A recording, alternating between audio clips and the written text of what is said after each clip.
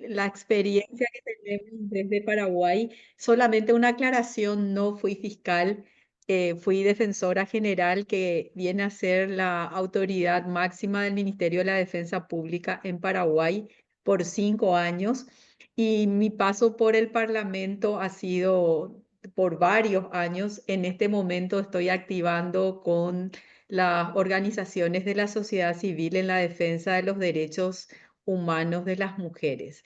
Con todo con ese bagaje de experiencia y conocimientos, me sumo a este conversatorio con ganas de aprender de las colegas que van a estar disertando y también de aquellas que están participando de esta reunión. Muchas gracias.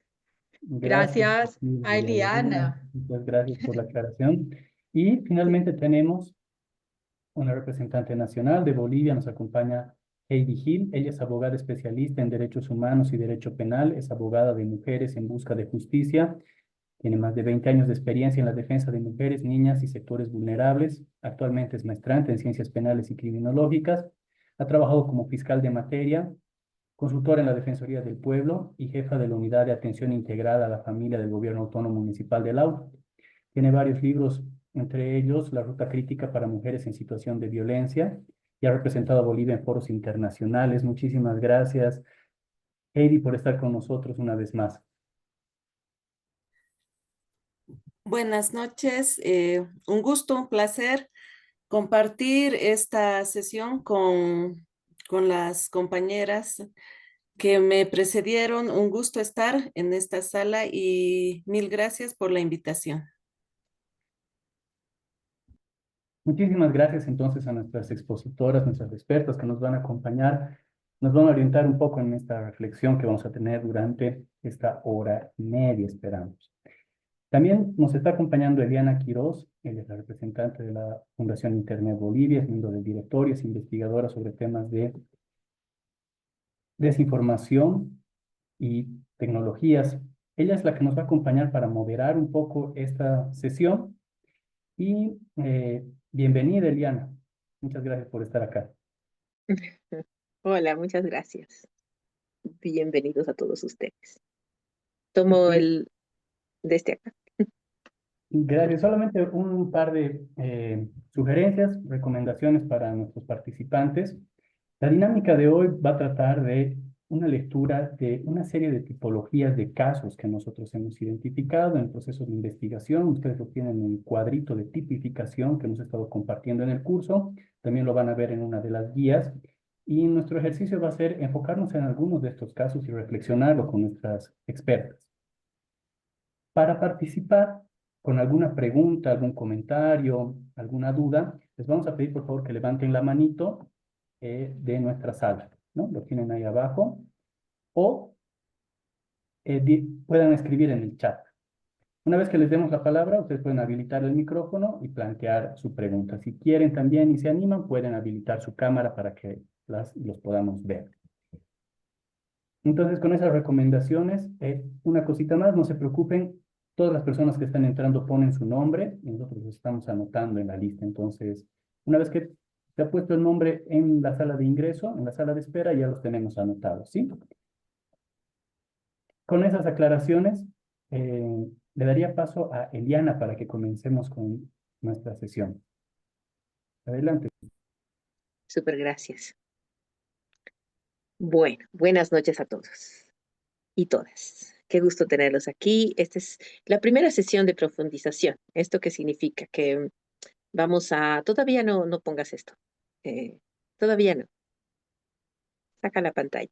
Primero vamos a mirar cuáles son los materiales que vamos a utilizar hoy. Queremos no solamente em, reflexionar ahora sobre tipificación, sino ayudarles también a que utilicen los materiales que tienen, los digitales y también los físicos.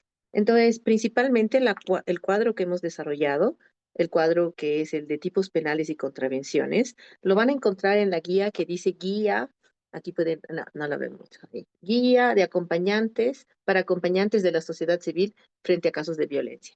Si se van al anexo, en la página 38, van a encontrar el cuadro que vamos a revisar hoy y el cuadro incluso que les hemos estado enviando por WhatsApp.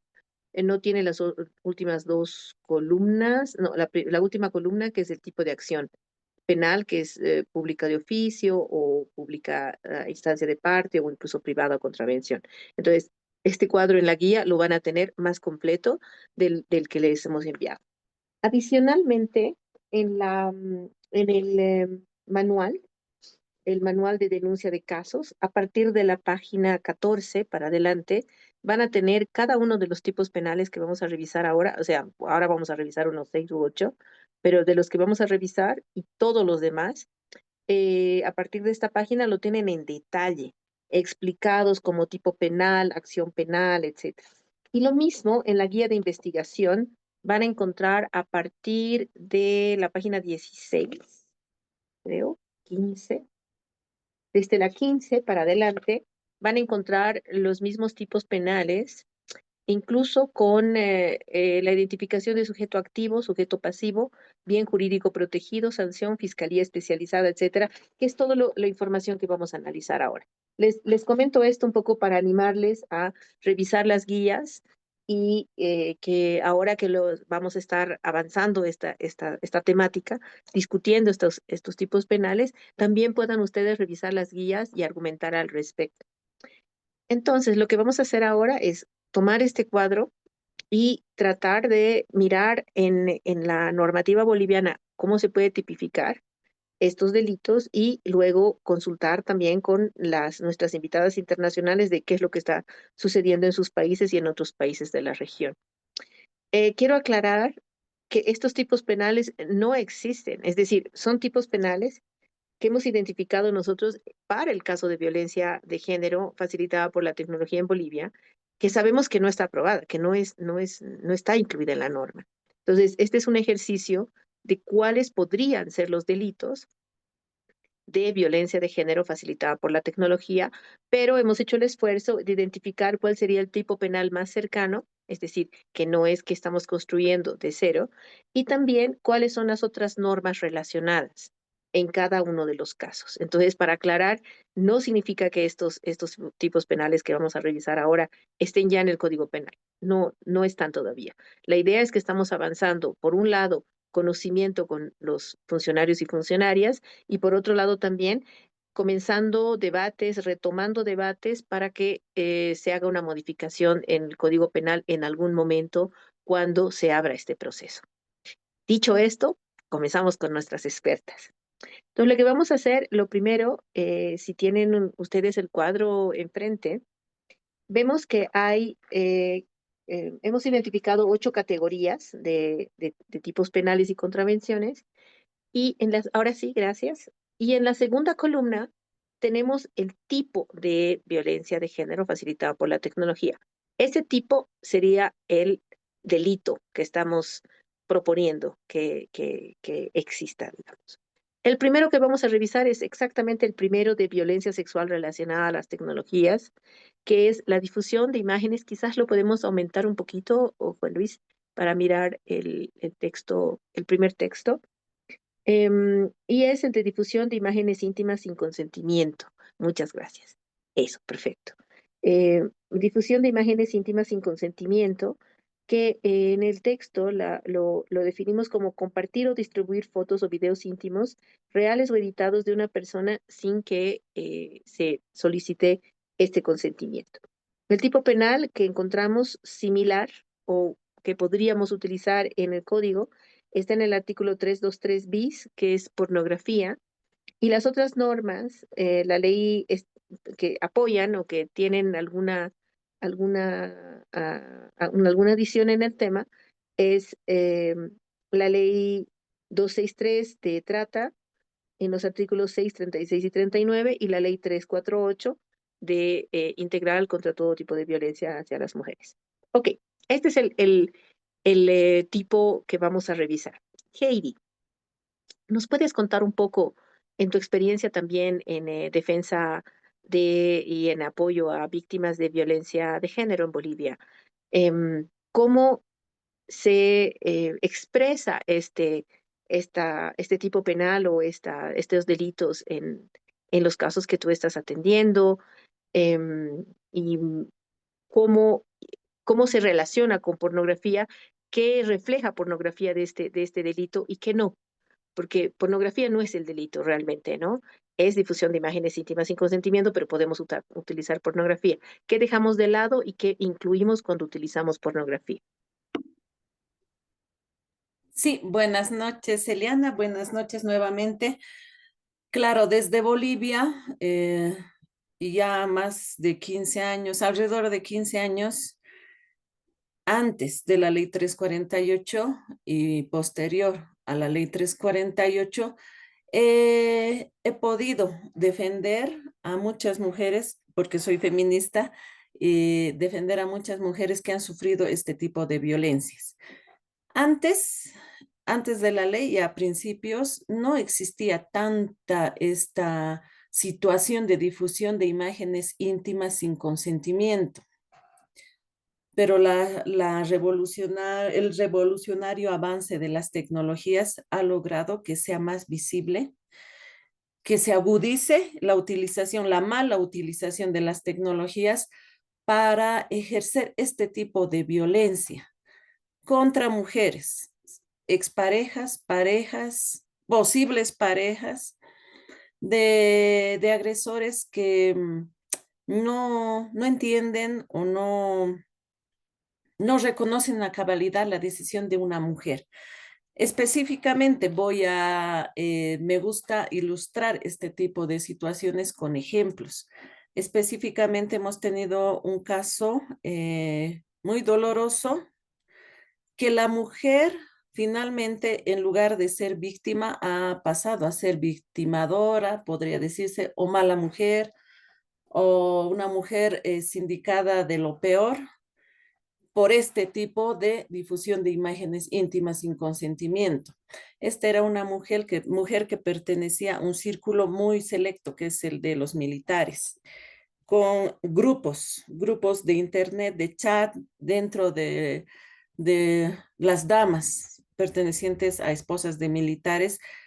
Ella, que no está en discusión para nada, comenzó a pelear con su esposo y comenzó una relación con otro militar, porque su esposo era militar, ella era esposa de militar. Y cuando terminó esa relación, él le dice, tú no decides cuando terminamos. El amante podría decirse. El que decide soy yo.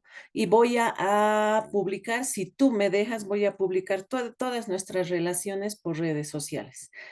Ella, consciente de que no había consentido, valga la redundancia, no había visto siquiera una cámara y demás, de que nada había sido filmada de estas relaciones, le ha dicho, no, yo sé que no has hecho nada, no me importa, publica lo que quieras, pero no quiero más esta relación.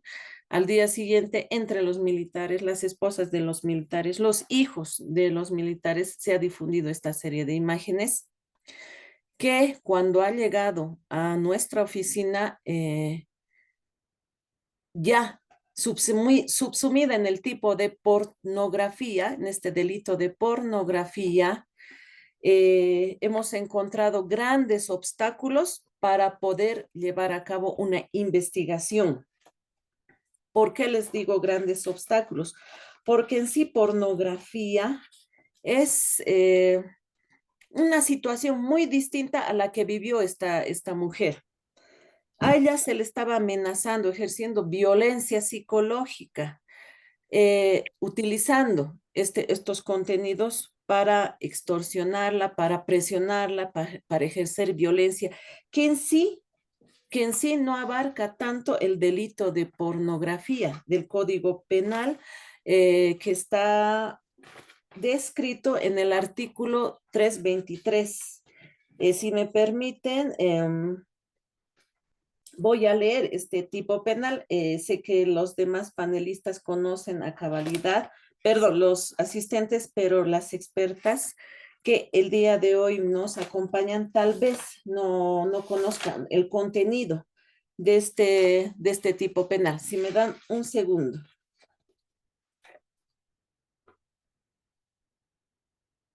el delito de pornografía es el producir, obligar o facilitar o inducir por cualquier medio, por sí o terceras personas o a otra que no dé su consentimiento a realizar actos sexuales o de exhibicionismo corporal con fines lascivos.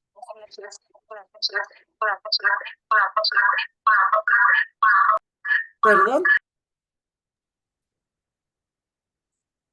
Con fines Ya está bien. lascivos, con el objeto de videograbarlos, fotografiarlos, filmarlos, exhibirlos, describirlos a través de anuncios impresos, transmisiones en redes o comunicaciones informáticas.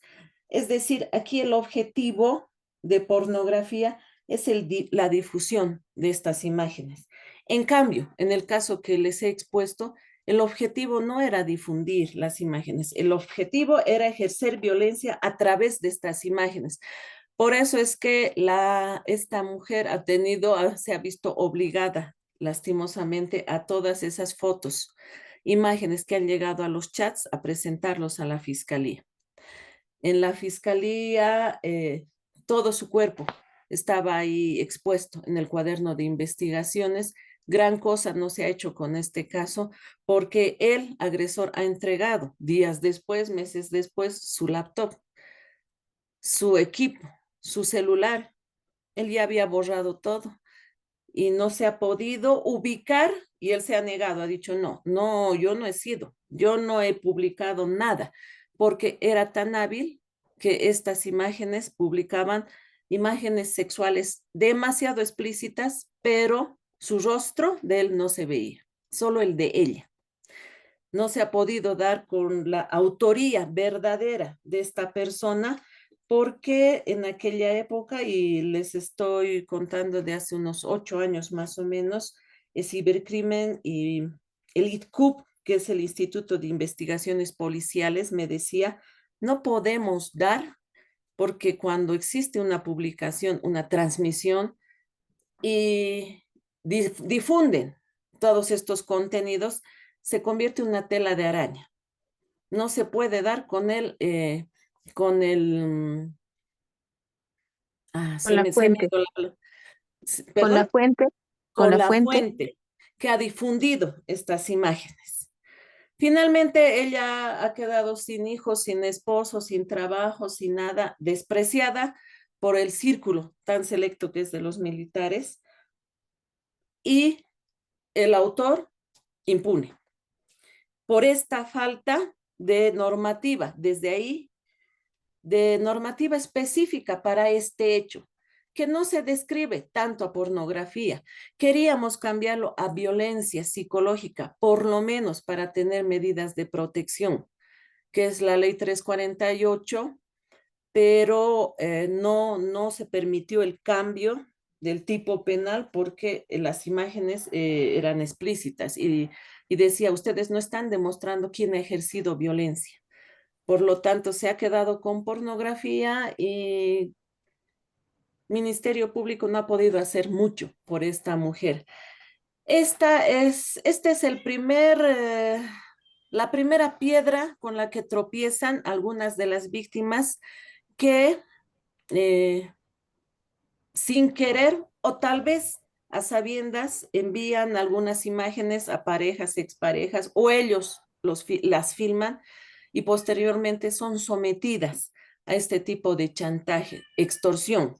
¿Para qué? Para continuar teniendo relaciones sexuales que se subsumiría también en el tipo penal de violación, Mm. pero es difícil demostrar esta falta de consentimiento cuando esta mujer a través de este chantaje accede a ir a cierto lugar con esta pareja y ya he tenido casos también que las filmaciones del motel, digamos, se presenta su imagen de ella entrando al Ujú. lugar y no se demuestra ahí la falta de consentimiento. Es más, dicen, ella ha entrado por sus propios medios.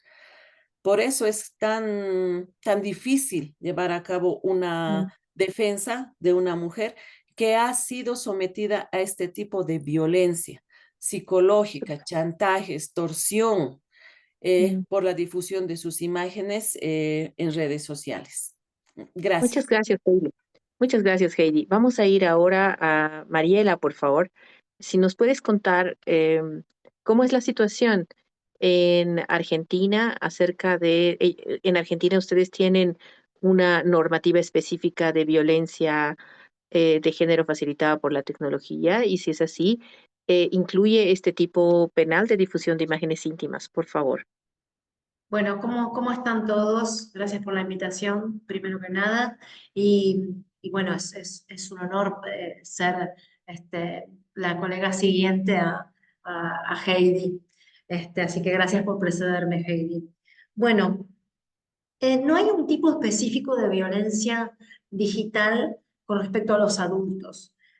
Hay un tipo específico que es el artículo 128 de nuestro Código Penal en referencia a la difusión de imágenes de niños y a la tenencia de ese material que contiene imágenes de abuso sexual infantil. Nosotros nos adherimos en general, los operadores de la justicia y quienes nos capacitamos en estas áreas, nos adherimos a no usar la palabra, el término pornografía cuando hablamos de violencia sexual infantil, porque la pornografía en general de los adultos no es un delito, supone un consentimiento, ¿no? La realización de videos o de material pornográfico. Incluso si hablamos del sexting, que es chatear con mensajes de alto tono sexual o imágenes de alto tono sexual, tampoco sería un delito porque son personas adultas las que se están remitiendo los mensajes. Entonces, ¿cuándo pasaría esa barrera? Esa sería la pregunta, ¿no?, que nosotros nos tendríamos que hacer y que nos hacemos los operadores de la justicia. ¿Cuándo pasa esa barrera? ¿Y cómo lo calificamos dentro de nuestra legislación? Hay muchas leyes, como por ejemplo nosotros nos adherimos a la Convención de Belén do Pará, que es la convención para erradicar la obligación que nos impone el Estado, nosotros como operadores de la justicia, de erradicar la violencia contra la mujer, contra los niños, contra las niñas, contra los adolescentes. Pero son normas genéricas que nos hablan de cuestiones genéricas, como también la Ley Olimpia, que es conocida en México por esta adolescente que había sido víctima también de difusión de imágenes sexuales, sin su consentimiento. La Argentina también tiene una ley que también se llamó Ley Olimpia en base a este caso. Pero ¿qué pasa?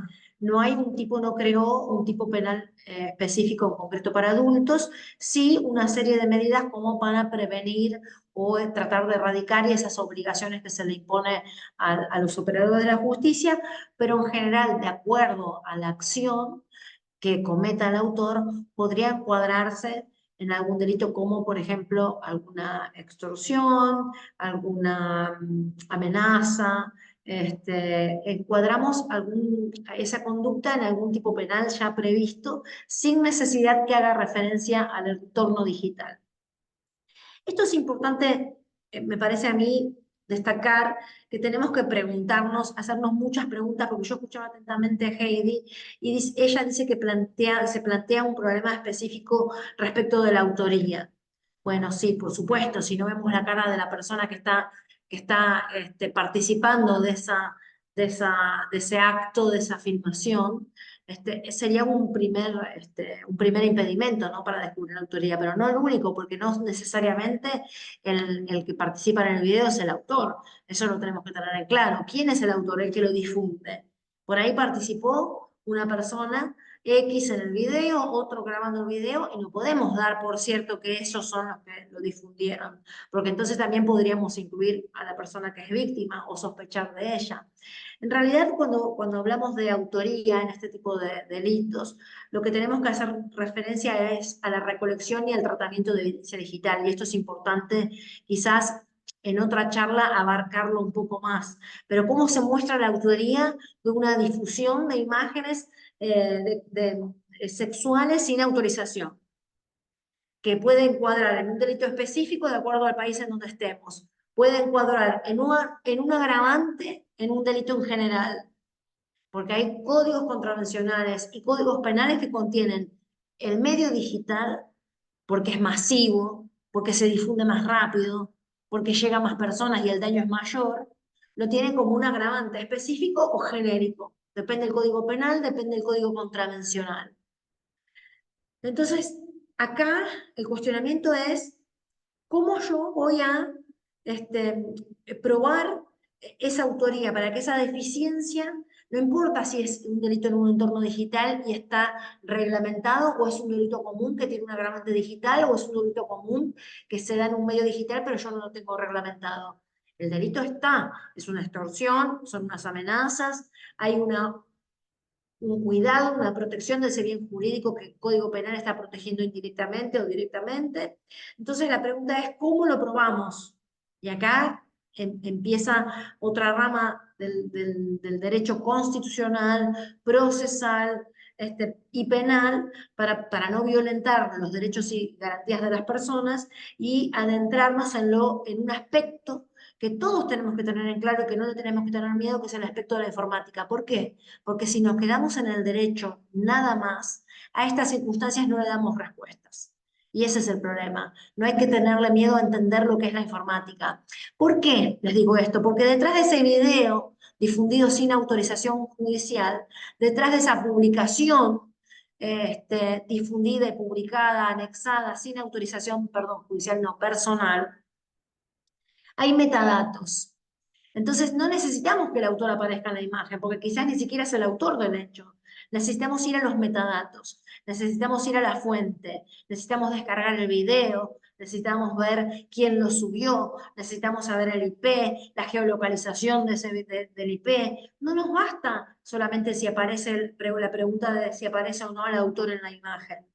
Entonces tenemos que ir más allá para probar la autoría. Y el tipo penal, las falencias del tipo penal, los códigos desactualizados en cuanto al aspecto digital, se puede suplir en todos los aspectos con los delitos comunes que nosotros ya tenemos legislados y en función de las garantías constitucionales y de las normas que respetan la privacidad, que pueden ser garantías constitucionales o también las leyes de protección de datos, que hay muchos países que la tienen. Sé que Bolivia no la tiene, Argentina la tiene desde el año 2010, Brasil desde el año 2021, si mal no recuerdo, lo mismo 2021-2022 creo que fue la Ley de Protección de Datos de Panamá, y así sucesivamente en Latinoamérica se ha generado todo una especie de protección respecto de la privacidad de los datos. La imagen, no importa en qué contexto esté, es un dato, y ese dato debe ser protegido. Entonces, administrativamente también se puede hacer un reclamo,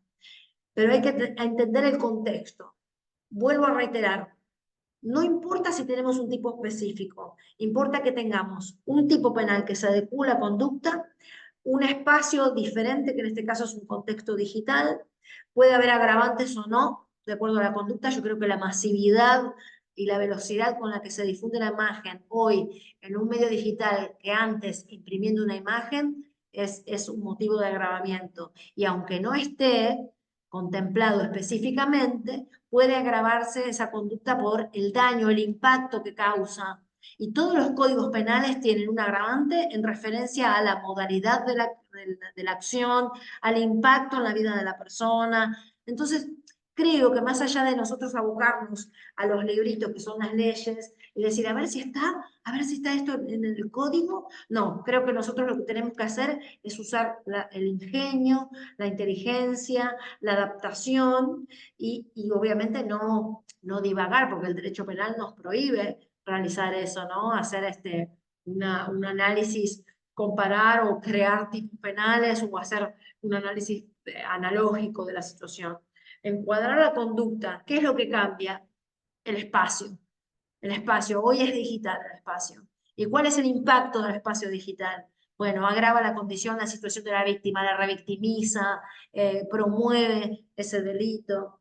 Otra cuestión que nos tenemos que preguntar es si necesitamos ese tipo penal. Si vamos a esperar a penalizar y a criminalizar estas conductas y si ya no estamos habilitados a hacerlo. Yo creo que sí, como funcionarios públicos que adherimos a estas convenciones internacionales, por ejemplo la de Belén do Pará, que es la que nos impide a nosotros o que nos obliga a prevenir la violencia, a erradicarla, y nos impide nos impone que no seamos, que no revictimicemos a las víctimas del delito y nos impone la obligación de investigar y de efectivizar la tutela judicial hacia las víctimas y respetar los derechos y garantías de todos los que están involucrados. Bueno, creo que con ese parámetro estamos autorizados sin hacer analogía, porque la analogía está prohibida, sin crear tipos penales, pero sí en los tipos penales que nosotros tenemos. Así que la situación de Argentina es concretamente esta, ¿no? No hay un tipo penal específico respecto de la difusión de imágenes. Tenemos leyes que nos fomentan esta prohibición o esta obligación de protección o de erradicar la violencia contra la mujer, en todos los ámbitos, en todas las áreas y en todos los espacios, tanto físico como digital. Y además, bueno, podemos encuadrar esta conducta de la extorsión, que esto ya se ha hecho, ¿no? La masividad asusta. Les voy a contar un caso que yo le conté a Eliana en off cuando estaba organizando mi ponencia, que lo llevé al análisis de otras conferencias, y con esto voy a cerrar porque creo que fui bastante clara en qué otras aristas tenemos que revisar, aparte si hay un tipo penal, ¿no? La primera pregunta, ¿existe un tipo penal? No. ¿Cómo lo puedo adecuar? Porque ¿qué tipo de conducta es? Bueno, es esta. ¿Cómo se investiga? ¿Cómo descubro el autor? ¿Qué tengo que preguntarme? ¿A quién tengo que intimar? ¿Qué política de privacidad tiene la red social? ¿Qué política de privacidad o de reclamos también tiene el, el, el buscador? O sea, todo eso lo tenemos que hacer, pero después tenemos que enfocarnos en la persona y este caso en particular que les iba a contar, que es una violencia también de este tipo digital, una difusión de imágenes no autorizadas, que se habían sido grabadas en la intimidad y eso no está prohibido, pero que la persona que no se quería separar de su pareja decidió publicarlas en distintas redes sociales y en páginas de pornografía, adulta, autorizada, y bueno, cuando la mujer salió a la calle, los hombres la paraban y le decían, ay, anoche chateé contigo, anoche te vi, anoche vi tus partes íntimas, y la chica quedaba horrorizada. En ese caso, yo había sido juez, porque en esa época era juez en la Argentina. Entonces ella, porque yo salía en los medios a prevenir este tipo de actos, a difundir medidas que no solamente eran judiciales, sino también medidas tecnológicas, que es lo que yo de alguna manera fomento que tenemos que entender los operadores de la justicia, cómo defendernos tecnológicamente, qué podemos hacer como jueces, como fiscales, como defensores, como ciudadanos comunes. Ella me consultó y como yo no tenía otra posibilidad, llevé su caso a Congreso para hacer análisis y enfocarnos no solamente en el tipo penal o en qué tipo penal adecuamos esta conducta, sino también qué respuesta le damos a la víctima, que es lo más importante, porque si lo cuadramos en un tipo penal, pero no podemos encontrar al autor, y después las imágenes siguen circulando en las redes, no estamos de alguna manera incumpliendo nuestra función o nuestra actividad, que es prevenir, erradicar, evitar la violencia.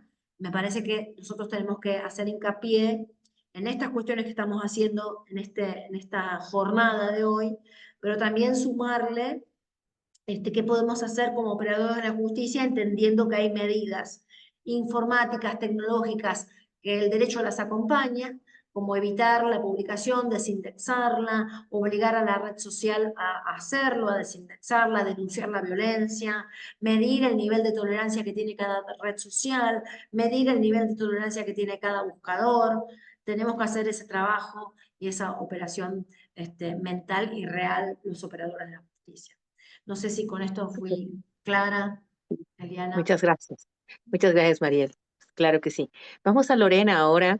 Lorena, ¿qué nos puedes contar de la situación de este tipo penal en específico y también en general sobre esta categoría de violencia sexual relacionada a las TIC, que me animo un poco a resumir una conclusión de Heidi, que no es lo mismo que pornografía, porque aquí en este tipo de violencia hay un ejercicio de poder y que por lo tanto podríamos necesitar reflexionar acerca de la creación de un tipo específico de delito. Y por otro lado, Mariel, incluso en contrapunto, también nos sugiere que probablemente no se necesitan crear nuevos tipos penales, sino más bien adaptarlos. Estamos con dos posturas un poco diferentes, pero que además tienen argumentaciones muy interesantes cada una y muy válidas. ¿Qué nos puedes contar, Lorena, en el caso de Paraguay? Gracias, Eliana. Quiero enganchar, le decimos en Paraguay, a unir lo que las reflexiones que voy a realizar a lo último que preguntó Mariel en su exposición. ¿Qué respuesta le damos a la víctima? ¿Qué es lo que realmente la mujer que es víctima de una difusión de imagen íntima sin consentimiento, qué es lo que desea? Y en este caso, en Paraguay, el análisis que les puedo brindar es el siguiente. Una mujer que es víctima, vamos a hablar primero de mujeres adultas, mujeres, no niñas ni adolescentes. Las mujeres lo que desean es que se deje de repetir la imagen. Más allá de la sanción a quien esté perpetrando o esté facilitando esa difusión. Por eso en Paraguay se abre la discusión que uno pensaría que automáticamente recurriría al derecho penal para obtener eso, pero en la realidad no pasa eso. Por eso es que mi reflexión va más por cuál es la herramienta más efectiva para proteger a la víctima de violencia, porque esa difusión de imagen no íntima, no consentida, es un tipo de violencia contra un derecho que tiene la mujer en el caso de haber realizado un acto sexual consentido, inclusive habiendo permitido la filmación de ese acto sexual. Lo que está mal es que posteriormente la difusión no tiene su consentimiento. En Paraguay, la casuística que existe, porque pocos casos llegan al Poder Judicial con relación a un tema como este, la mujer prefiere no recurrir a la justicia porque finalmente el video objeto de tanto daño para ella se va a estar difundiendo por todos los medios, frente al juez, el secretario, el fiscal, o sea, etcétera, etcétera. Entonces, a lo que más se ha recurrido Paraguay es a la acción extraordinaria, al juicio de amparo. ¿Qué es lo que busca este amparo, que es una garantía constitucional? Justamente que se deje de difundir esa imagen. Y también sabemos que las propias plataformas, por sus códigos de conducta, de códigos de comunidad, las normas que regulan la comunidad, bajan muchas veces esta difusión de imágenes tan explícitas o no consentidas. Entonces, por un lado tenemos, ¿qué es lo que busca la víctima? Busca la no difusión. En Paraguay se ha utilizado, antes que la vía del derecho penal, la acción extraordinaria de amparo. A partir de ello se ha obtenido que las imágenes ya con medida cautelar no se sigan difundiendo, aunque ya sabemos que lo que sea tecnología es como la famosa metáfora o comparación que hacíamos antes, que es como desplumar una gallina y empezar a tirar plumas por todos lados. Entonces, tenemos una acción de amparo.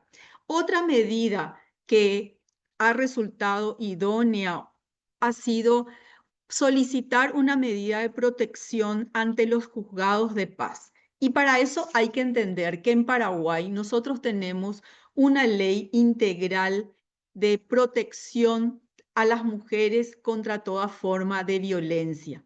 Y esta ley integral es integral porque se refiere a políticas públicas, las estrategias de prevención, también los mecanismos de atención y protección, sanción y reparación integral a las víctimas.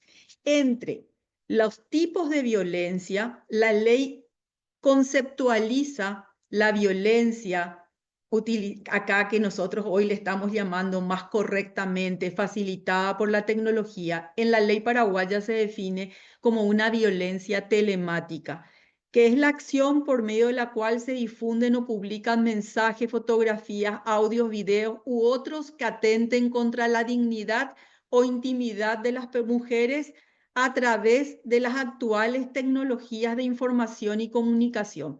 Entonces, ¿qué es lo que hace la víctima? La víctima solicita solicita al juez de paz que disponga una medida de protección que evite o que prohíba la difusión de estas imágenes no consentidas.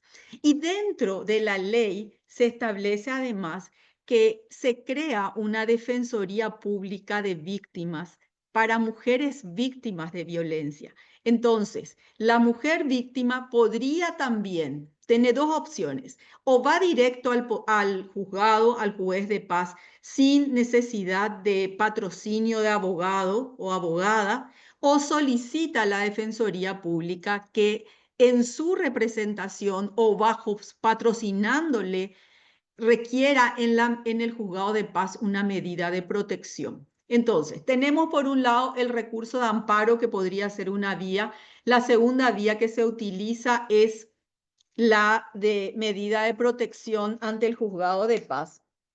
Y finalmente, si queremos ingresar al ámbito del derecho penal, tenemos que realmente, un ratito, sí se han dado casos donde se ha utilizado el Código Penal en la violación del derecho a la imagen y a la comunicación se han utilizado dos tipos penales. Uno, en la violación del derecho a la imagen, y el otro a la divulgación de un secreto. Esas han sido las herramientas que se utilizaron para como una tipificación, considerándolo como un hecho punible, esa difusión de imágenes íntimas sin consentimiento. Ahora bien, la pregunta lo que surge en el feminismo dentro del Paraguay es si es requerido, o sea, que si bien se podría tipificar, lo que aquí se demuestra realmente es una violación a un derecho, al derecho a la libertad sexual de las mujeres. Entonces, desde el punto de vista de la punición, de aplicar una sanción desde el derecho penal, es la vía, sería necesario, es requerido llegar al derecho penal para evitar que se siga cometiendo esta violencia contra las mujeres. En la práctica, en Paraguay, no se da la utilización, o sea, no se inician procesos por este tema con mucha asiduidad. Y surge otra cuestión, porque por todos los elementos que les dije, y realmente hasta el amparo o las medidas de protección han sido más idóneas para evitar la divulgación. Ahora bien, quiero cerrar con algo, en lo que sí también había dicho Mariel al inicio, que distinto es cuando están involucrados niños, niñas, adolescentes. Allí sí ya existe una tipificación, y coincido con ella, que a pesar de que los códigos siguen hablando de pornografía infantil, al no haber el consentimiento de un niño o una niña, no se podría hablar de pornografía. Sin embargo, en nuestro Código Penal también se habla de pornografía. Y últimamente, desde diciembre, con el dictamiento de la Ley 7394, se modificó el Código Penal y se estableció un tipo penal de abuso sexual en niños por medios tecnológicos, que también podría ser grooming, o bien utilizarlo eventualmente como un tipo penal para la difusión de imágenes íntimas sin consentimiento. Y con esto cierro. Las tres herramientas que se utilizan en Paraguay ante hechos de esta naturaleza, que son violencia contra las mujeres. Gracias, Eliana. Ay, estoy muteada. Muchas gracias a ti.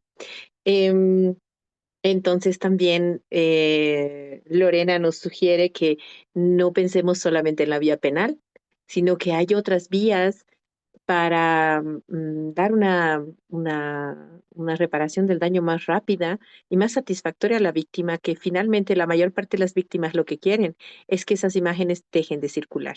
Y creo que centrarnos precisamente en las necesidades de las víctimas nos pueden orientar mucho en cómo construir un marco legislativo en el país. Pero quiero abrir ahora las preguntas a ustedes. Vamos a seguir revisando algunos tipos penales más, pero si por favor tuvieran algún comentario o alguna pregunta, pueden abrir sus micrófonos y hablar con las expertas, o si gustan pueden escribir en el chat. Si no la tienen ahora, no hay problema, puede ser un poquito después, pero quiero hacerles saber eso, que en cualquier momento pueden tomar la palabra. Para eso estamos ahora en el Zoom y no en YouTube, como las anteriores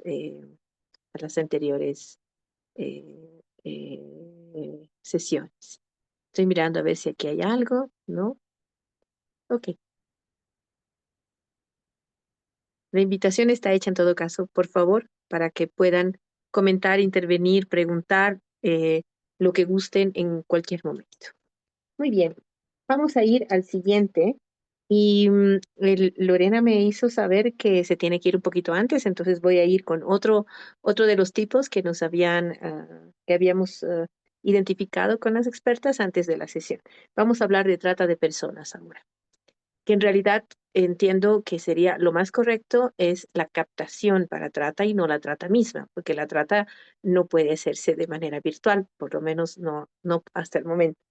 Y la trata de personas en Bolivia se define como la acción de captar, transportar, trasladar, acoger o recibir personas recurriendo a la amenaza o al uso de la fuerza u otras formas de coacción, como el rapto, el fraude, el engaño, el abuso de poder o de una situación de vulnerabilidad, o la concesión o recepción de pagos o beneficios para obtener el consentimiento de una persona que tenga autoridad sobre otra con fines de explotación. Eh, y sí tenemos el tipo penal, trata de personas, pero como les digo, en el caso de violencia de género facilitada por las tecnologías, deberíamos hablar de captación de trata, y nos referimos además a la ley 263, que tenemos una ley específica en Bolivia, que es la ley integral contra el trata y tráfico de personas en los artículos 6, 10 y 36. Aquí creo que lo que debemos decir es que han habido también intentos ya en la Asamblea Legislativa de legislar este delito en específico, donde se han debatido y discutido algunos elementos digitales. Este proyecto de ley no llegó a debate en ninguna de las cámaras, pero sí ha sido un inicio y de comenzar a pensar cómo desarrollar marco legislativo en este tema. Heidi, cuéntanos las experiencias que tengas acerca de la captación para trata utilizando tecnologías de información. Perdón, voy a leer una intervención y creo que es Carla Ortiz que nos hace una consulta, creo. Buenas noches. Lo que he notado es que las mujeres que han pasado por este tipo de procesos prefieren solo que se den de alta las publicaciones o de baja y no así sancionar o identificar el responsable de los hechos. Lo vamos a dejar para un poquito después. Igual les paso este comentario a las expertas. Ellas también lo pueden ver en el chat. Vamos con Heidi, por favor, y el tema de trata de personas. Sí, Eliana, trata de personas eh, y tomando las palabras de Lorena, a nosotras, porque yo pertenezco a un movimiento feminista, Mujeres Creando, de Bolivia, que lucha siempre contra la violencia machista. Nosotras también hemos propuesto y hemos dicho, no se debe penalizar todos los hechos de violencia, y sería ideal, así como lo ha expuesto, que una mujer, sin iniciar un proceso penal, pueda pedir estas medidas. Sería ideal, pero para pedir las medidas tenemos que aperturar un proceso. Eso nos señala la ley 348. Se ha vuelto la violencia en un tema penal, tema de Estado. Por eso es que no podemos saltar ese paso. Sí, la vía constitucional es muy buena. Ha habido también aquí un caso muy relevante que trata precisamente de esto. Y sí, lo que se ha logrado es que se quiten de los puestos de venta porque se ha publicado las imágenes de esta relación y se ha vendido los videos. Se ha logrado esto, que se quite de la venta esta difusión de imágenes y la vía constitucional, sí, en muchos de los casos es muy más segura, más efectiva, más pronta. Bueno, de trata de personas, hemos tenido casos de trata de personas, pero para esto, y hablando de la utilización de los medios digitales, más que todo es la captación, la forma en la que una mujer, pero sí, evidentemente más se defienden niñas, adolescentes, es captada a través de redes sociales con ofrecimientos de trabajo, eh, de alguna situación a veces romántica. ¿Para qué? Para ser transportadas y utilizadas en la explotación sexual. Hemos tenido casos. Y sí, retomando la parte anterior, para aperturar una investigación en trata de personas es mucho más fácil. ¿Por qué? Porque existe la unidad de cibercrimen, donde apenas se conoce un hecho delictivo de esta magnitud. Cibercrimen está capacitado y especializado ahora más que nunca, y a pesar que sí, evidentemente los recursos económicos no le da a la policía aquellos medios tecnológicos avanzados, de lo que a veces sí tienen mucho las redes de captación de personas, las redes de trata internacionalmente. Cibercrimen hace un buen trabajo, pero no tiene muchos equipos ni estos programas actualizados. Por lo tanto, hacen un esfuerzo. Se puede llegar a descubrir a través de estos medios quién es la persona que ha captado. Y sí hemos tenido casos, solamente que un caso en específico he tenido, ha sido mal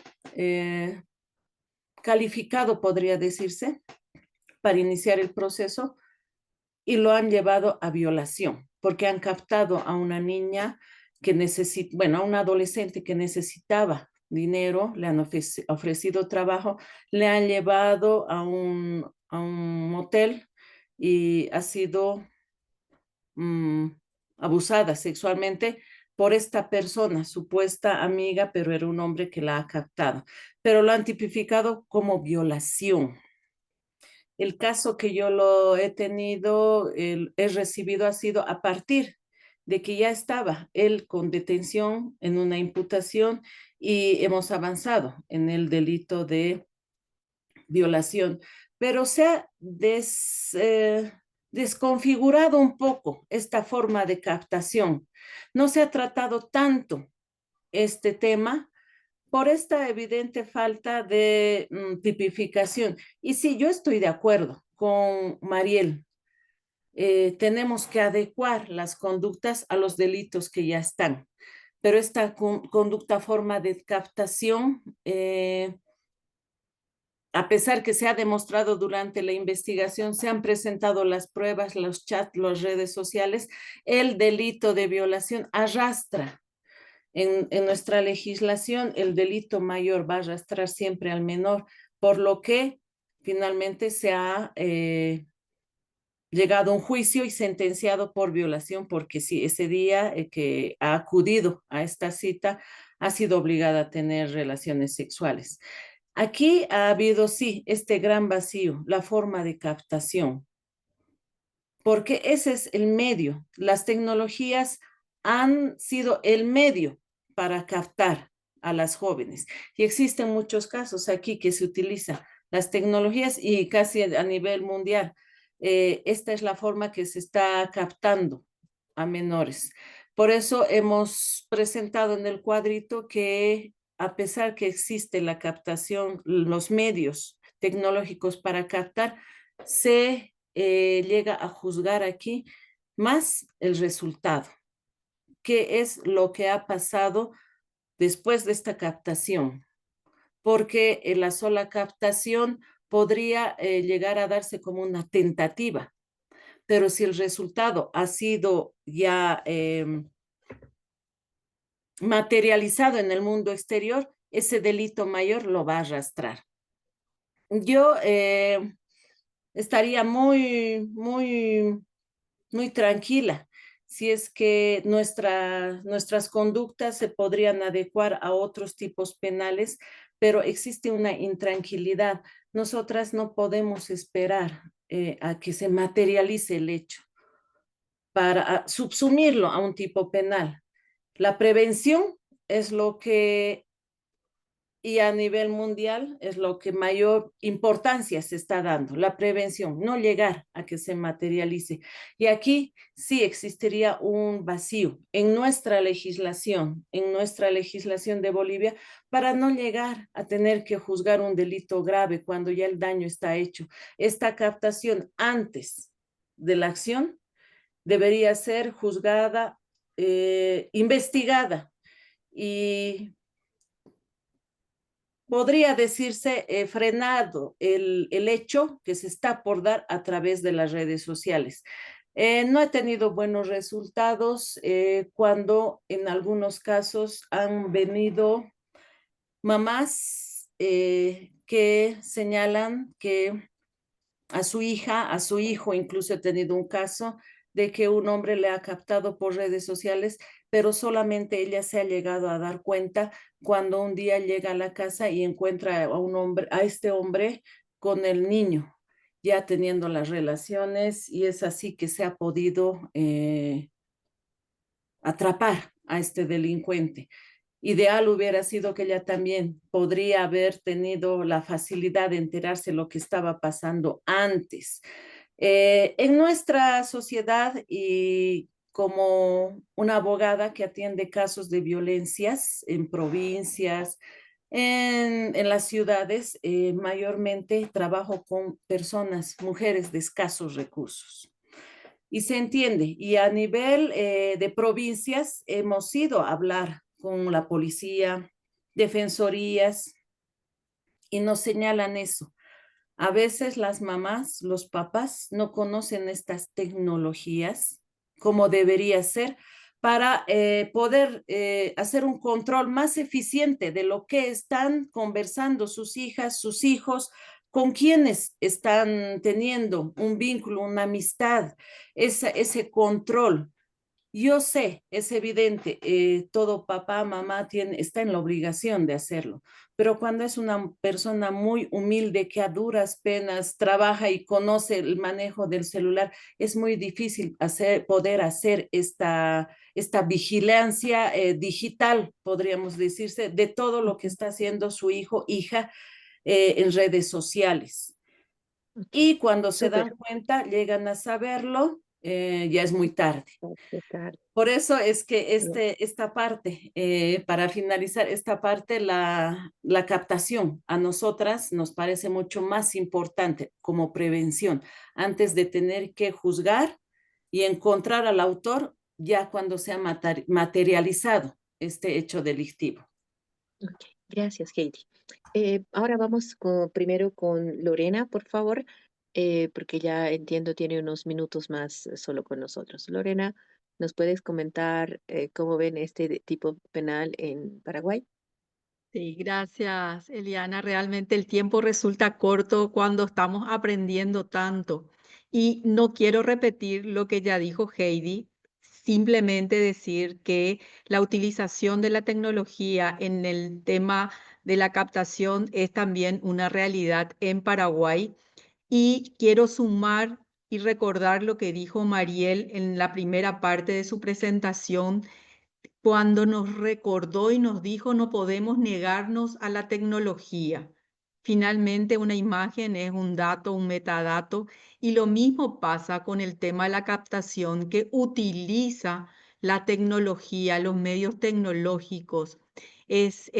Por ejemplo, tengo dos investigaciones o tres que quiero dejarles posteriormente, Liana, para poder profundizar en el tema, pero los envíos Claro que de sí. dinero para que puedan comprar el pasaje o los envíos de dinero para que puedan llevar dinero en efectivo y que al momento de ingresar a España, que es un lugar de destino de mujeres paraguayas que son víctimas de trata, eh, puedan justificar que tienen dinero y cuando después, posteriormente, rastrear el origen, rastrear quién es la persona que está detrás, se dificulta.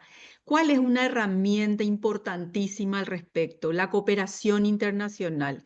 Paraguay tiene un trabajo hecho con España respecto a trata de personas.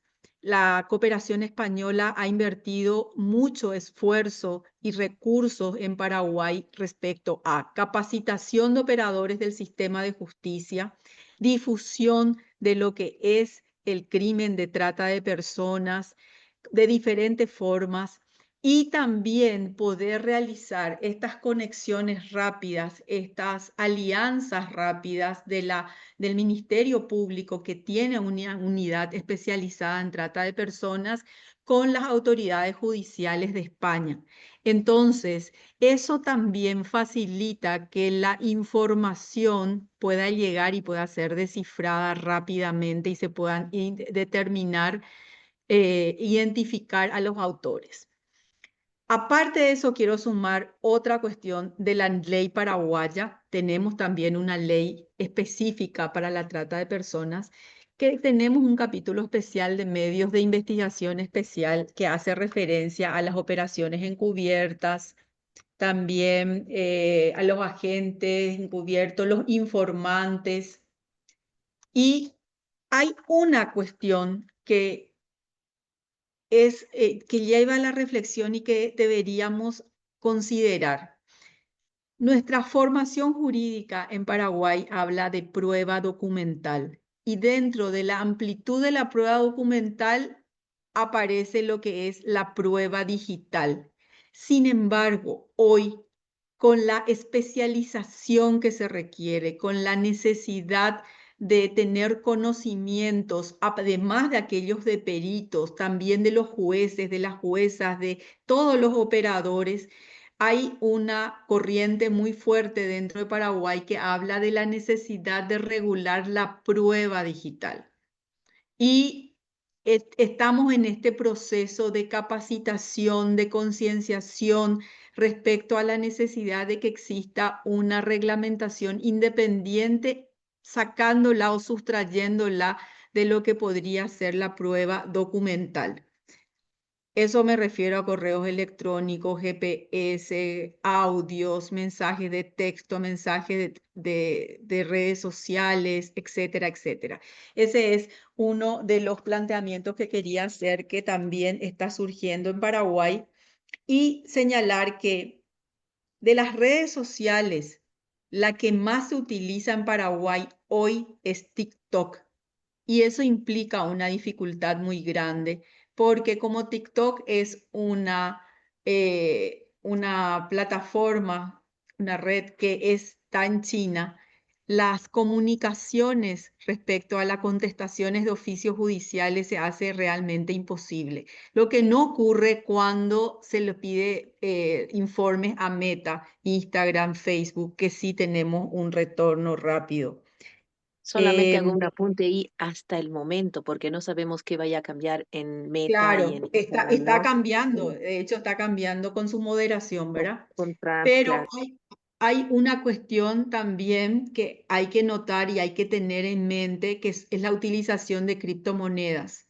La criptomoneda, que es un ámbito que los abogados y abogadas creemos que que está fuera de lo que va a pasar, va a estar dentro del ámbito de lo que tenemos que aprender y aplicar en estos crímenes. Y vi que Mariel decía que en su currículum ella es especialista en cibercrimen, o sea que ella nos podría hablar mucho más de este tema. Quisiera también tomar un poco lo que dijo Heidi con relación a la prevención, que yo considero que es así.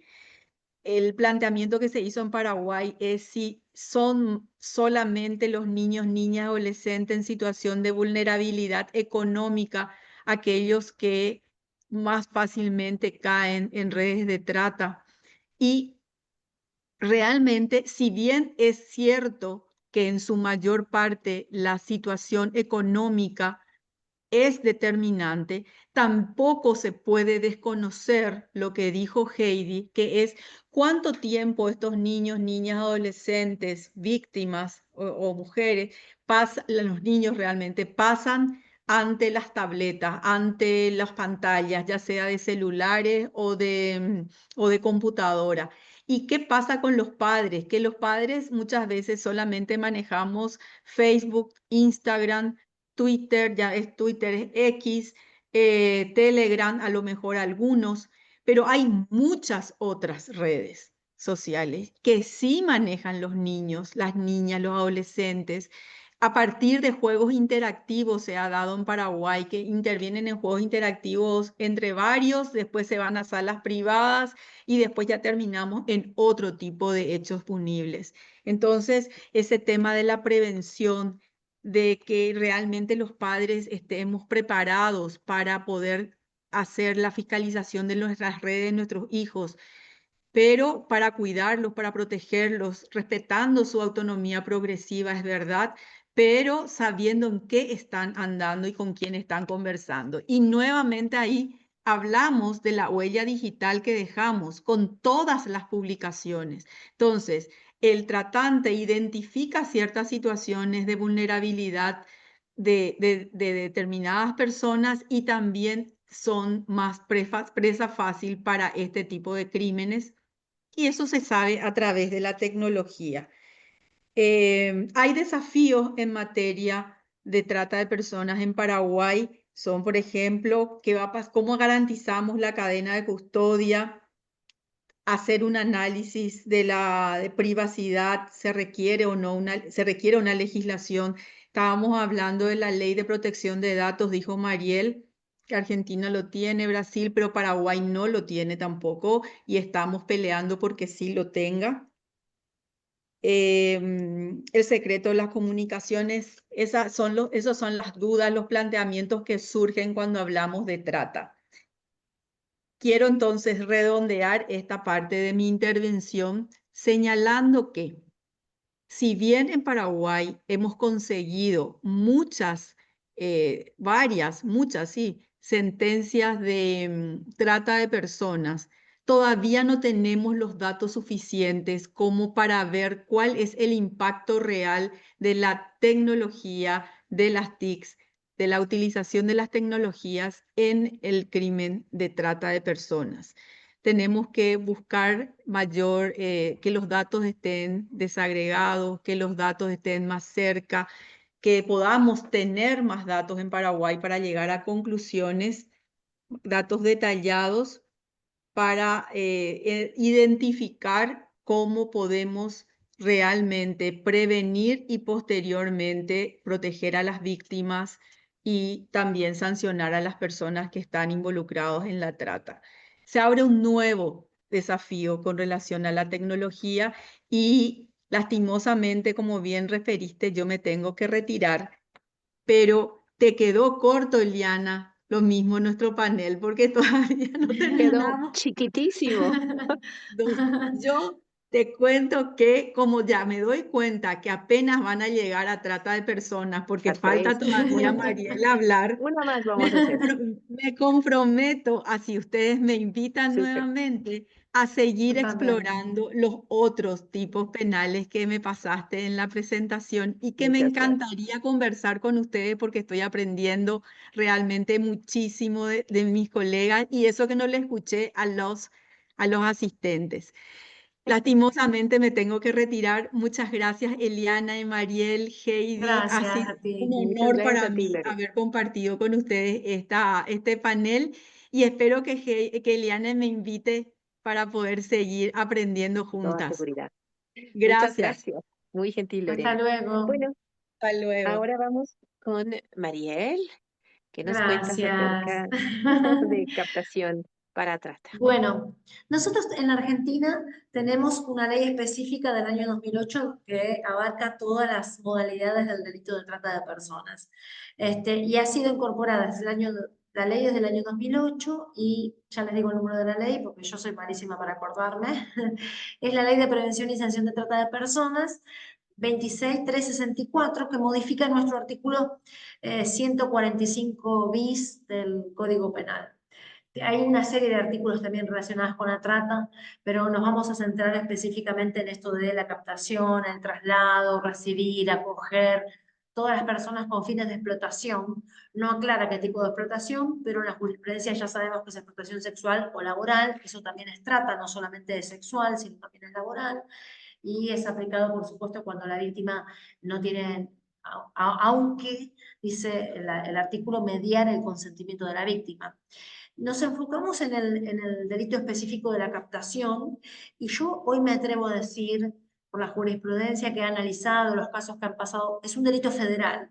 En Argentina es un delito federal y las provincias tienen otros delitos relacionados con la trata, a veces conexos, como el tema del abuso sexual, pero la trata es la que abarca todo, ¿no?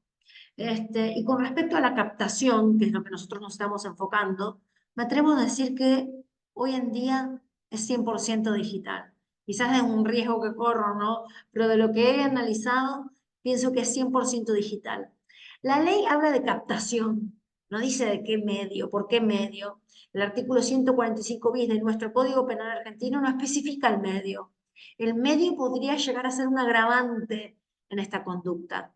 Pero más allá de eso, de que se puede aplicar como un agravante, muchas veces, como dijo Heidi, este delito es subsumido, es abarcado, es acaparado por otros delitos mayores, ¿no? Porque no se capta para nada, se capta con fines de explotación sexual, de explotación laboral. Entonces siempre lo abarca el otro delito. ¿Cuándo no lo abarca el delito más grande? Cuando el autor de la captación no es el mismo que el autor de la explotación o el autor del resto de las figuras penales o de las acciones típicas que prevé la norma, como puede ser recibir a la persona, acogerla y demás. Entonces de ahí sí hay una diferenciación. Y el problema, como señalaba Lorena, que se fue recién, es en la cooperación internacional, porque la Argentina, Lorena contó que en España el problema de la trata de personas se da con mujeres paraguayas. Bueno, en Argentina, lamentablemente tengo que decirle a ustedes que se da con mujeres bolivianas, niñas, niños y mujeres bolivianas. En su mayoría, otras nacionalidades también, pero los casos que yo más he visto es con mujeres bolivianas captadas por sus nacionales, o sea, por familias bolivianas, radicadas en la Argentina, con promesas hacia esas familias que viven allí en Bolivia, y es muy doloroso, ¿no? Decirlo, porque es su propia comunidad la que los explota. Es muy raro que intervenga por ahí una persona de otra nacionalidad. En la mayoría de los casos ocurre esto. Por la confianza, ofrecimiento de trabajo, propuestas de desarrollo personal, siempre tiene que ver con una mejora económica, una mejora en su calidad de vida, ¿no? Y ese ofrecimiento se hace a través de medios tecnológicos. ¿Cuál sería el agravante para decir, bueno, el medio tecnológico opera como un agravante? Quizás eso no varía mucho en la efectividad. Podríamos pensar que podría llegar a ser en la efectividad, pero no lo podemos vislumbrar en la jurisprudencia porque no tiene un real impacto este delito de la captación, a menos que sea un autor diferente al resto de los delitos que son los que contempla también la norma. La cooperación internacional es importante, por supuesto, la forma en la que se investiga estos tipos de delitos, donde están los medios tecnológicos involucrados para su comisión, para su efectivización, para que este delito se pueda dar, ¿no es cierto?, por hecho y que se asuman las consecuencias de ese hecho, para que se consume el delito. Es importante hay fiscalías especializadas en cibercriminalidad, que a veces investigan delitos que no son del cibercrimen, que son estafas cometidas a través de medios tecnológicos, y eso no es cibercrimen, es una estafa cometida a través de otro medio. Cibercrimen es algo un poco más profundo, el concepto de cibercriminalidad es un poco más profundo. También sería un delito cometido con medios tecnológicos, en lo que refiere a la captación. No sé si se necesita la intervención de una fiscalía cibercrimen, quizás sí, desde el punto de vista de cómo se recolecta esa prueba y cómo se almacena la prueba, que es uno de los grandes desafíos que se tienen.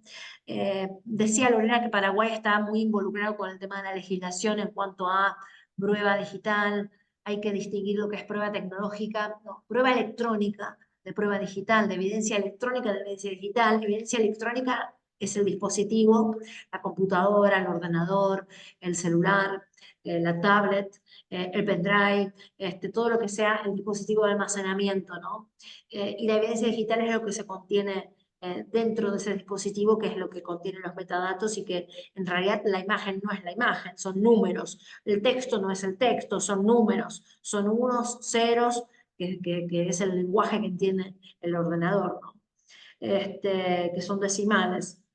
Pero el quid de la cuestión respecto de la materia probatoria, más allá de esta distinción que les hago de la evidencia digital respecto a la electrónica, está en si necesitamos legislación respecto a esta prueba, porque hay principios procesales que se aplican en general, que tienen que ver con la amplitud y la pertinencia de la prueba, pero además de las fiscalías especializadas, que también hay fiscalías especializadas en trata, que todas las fiscalías deberían entender lo que es la evidencia digital, porque hoy la evidencia digital y electrónica traza todos los delitos, no solo los delitos específicamente de cibercrimen, así que todas las áreas deberían conocer responsablemente de lo que se trata de la recolección y el almacenamiento y la preservación de la evidencia digital.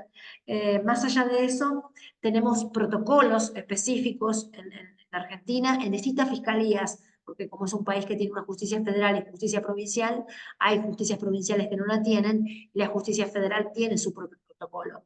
Pero ¿qué hacemos en ese caso? Los países que no tienen un protocolo, o como Paraguay que no tiene una legislación específica y la está buscando.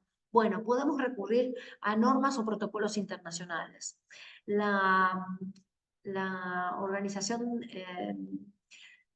ya les digo, hay en la norma ISO-IEC 27037, perdón, 27037, la norma ISO-IEC 27037 de recopilación de evidencia digital. Después está el manual, ya les digo cómo se llama.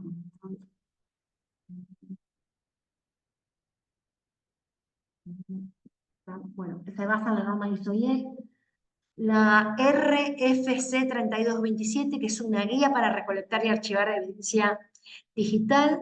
El INCIBE es el Instituto de Ciberseguridad Español, que se encuentra en León, España.